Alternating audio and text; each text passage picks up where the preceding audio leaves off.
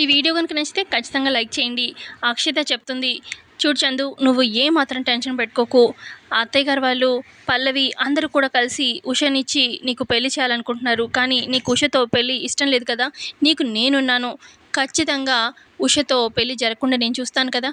పెళ్లి మండపం దాకైనా రాని, తాళి కట్టే టైంకైనా సరే ఈ పెళ్ళి మిస్ అయ్యేలాగే చేస్తాను.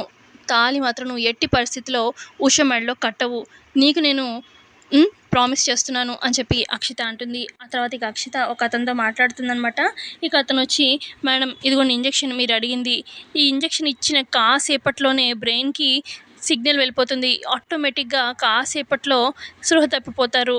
ఇక నర్వస్ సిస్టమ్కి సిగ్నల్ ఇక అందేసరికి అలా అయిపోతుంది. ఇక చాలా వరకు మెంటల్ స్టేట్ కూడా ఒకలాగా అయిపోతుంది ఈ ఇంజెక్షన్ ఎఫెక్ట్ వల్ల అని చెప్పి, చాలా జాగ్రత్త మేడం అని చెప్పేసి ఇచ్చేసి వెళ్ళిపోతాడనమాట. ఇక అక్షిత ఈ ఇంజెక్షన్ ఎలాగైనా సరే మండపం ఎక్కేలోపు ఈ ఉషకి గుచ్చాలి, ఎవరు గమనించకుండా అని చెప్పి ఇక అక్షిత ఇంజెక్షన్తో రెడీగా ఉంటుంది. మరోపక్క పెళ్లి మండపానికి ఇక ఉషని తీసుకురమ్మంటారనమాట. ఇక అటు పల్లవి ఇటు సుమలత ఇద్దరు పెళ్లి మండపానికి పైకి తీసుకెళ్ళబోతూ ఉంటారనమాట ఉషని రెడీ చేసి.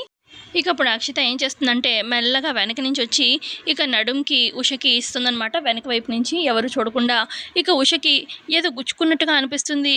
ఏంటా అన్నట్టుగా, ఏం లేదులే అని చెప్పి ఇక పెళ్లి మండపం మీదకి వెళ్ళిపోతుందనమాట. ఇక అనుకున్నట్టే అక్షిత అయితే ఇంజెక్షన్ ఇచ్చేస్తుంది, ఎవరు గమనించరు. ఇక ఇటుపక్క ఉష ఏమో పెళ్లి మండపం మీదకి వెళ్తుంది. పీటల మీద కూర్చుంటుంది. కూర్చుని కాసేపటికే ఇక స్పృహ తప్పిపోయి అలా పడిపోతుంది. ఇక అందరూ కన్ఫ్యూషన్లో ఏంటి ఏమైంది అమ్మాయికి అని చెప్పి ఆశ్చర్యంగా చూస్తూ ఉంటారు. పల్లవి కానీ ఏమైంది ఉష లే అని చెప్పి లేపుతూ ఉంటారు. మరి పెళ్ళి ఆగిపోతుందా, మరి పల్లవి ఏమైనా చేయనుందా అనేది చూద్దాం కమింగ్ ఎపిసోడ్లో. ప్రోమో నచ్చితే లైక్ చేయండి. Thanks for watching.